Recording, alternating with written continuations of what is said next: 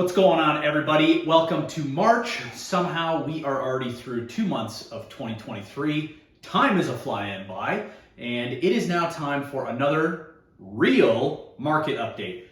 And I'm going to start calling this the real market update because my goal is to give you, the viewers, real information that will actually help you in the real estate market should you decide that you want to buy or sell or get involved in any way, have a conversation at work with your coworker, etc. Because if you were just to read the headlines from every news outlet this month, you would think that things are really bad and only getting worse.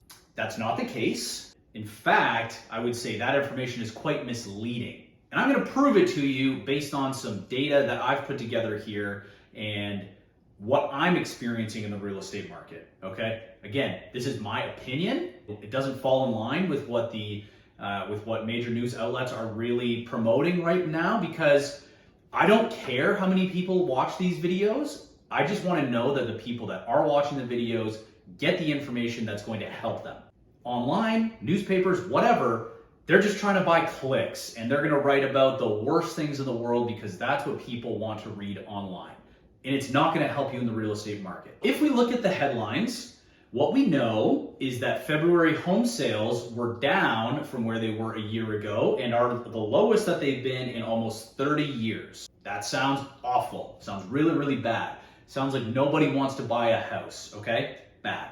The other thing that we're reading is the average sales price of a home in February of 2023 is about 24% lower than it was in February of 2022. Year-over-year comparison from what has been a cooling market to what was the hottest market of all time, what can we really draw from that?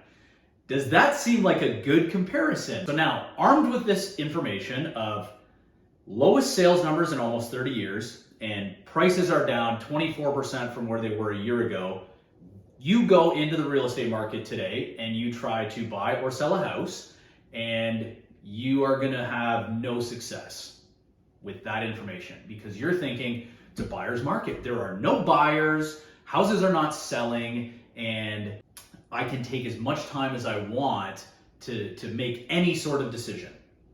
False. Things are getting hotter.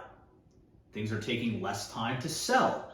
And you cannot sit on the sidelines forever and wait for the house that you like to rack up days on market so that you can get a better bargain. You might have been able to do that a couple months ago, but right now that is not happening and people are missing out. We're going to look at a few charts that I've put together here. Let's start with the number of sales that we had last month. This is just London. Not St. Thomas, not Middlesex County, not any of that, just London, okay? Number of sales compared to the 5-year average. And that to me is a valuable indicator because it shows us where we are in comparison to where we've been over that 5-year span. The reason I think the information from the major news outlets is misleading is because home sales have been low basically since last June, okay? If we look at the number of sales compared to the previous 5-year average, in June, we hit 64%. And since then, it's hovered between 55 and 60%, basically up until the start of this year. I don't really think that that is a news story. Home sales are really low. Okay, but it's been like that since since June of last year, right? It's not news because the market that we've been in, we've seen lower sales numbers than we would have expected compared to the previous 5-year average. So in February, actually, we were 63% of the previous 5-year average, which would represent a high, if not for January of this year, since last June. That's why I think that by saying that we've seen the lowest number of sales in the past 30 years, I think that's misleading because this actually falls in line, if not is a little bit better than what we've been experiencing for the past 8 months. We're actually climbing out of a hole that we were in for basically the last half of last year. Let's look at our average sale price. We're down 24% from where we were a year ago in L-Star. We were actually down 25.2% from February of 2022 just in London. That tells one story. The year over year numbers I don't think are very valuable for where we're at right now because I think it paints the wrong picture. If we look at the month over month statistics, we'll see that we actually had a 9.5% bump in the average sale price from January to February of this year. Which piece of information is more valuable? Knowing that we're down 25% from where we were last year, or knowing that sales prices jumped almost 10% since last month? The reason that I think this is so important is because look at where we've been for the last 12 months. Since last March, almost every month the average sale price has gone down until now. I'm seeing a massive reversal in the trend from where we've been over the last 12 months.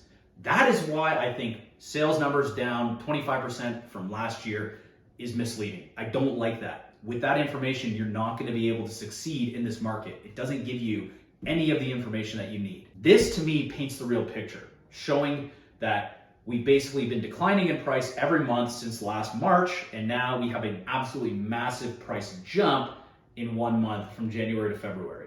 This is the real market update that I hope will help you should you decide to get into the real estate market. The days on market or the days to sell last month was 7 days less than the previous month, and we're starting to see inventory really start to move. We had more sales in February and less new listings than we did in January. That trend, if that continues, we're going to see tight inventory continue to tighten. We're starting to see more bidding wars, which I don't really like the name of, multiple offer scenarios. We're starting to see more of them. So get ready for that to come back. I'm not saying that every house is going to sell in 20 offers, but that is happening out there. Let me know if you think I'm smarter than the London Free Press or CTV News or whatever, because I don't think they're trying to help you when it comes to the real estate market. I think they're trying to buy clicks. I just want to help you. Thank you for tuning in. Check me back next month when we get into the first quarter review, and I will revisit my predictions for quarter one, and we'll see how accurate I was. Cheers.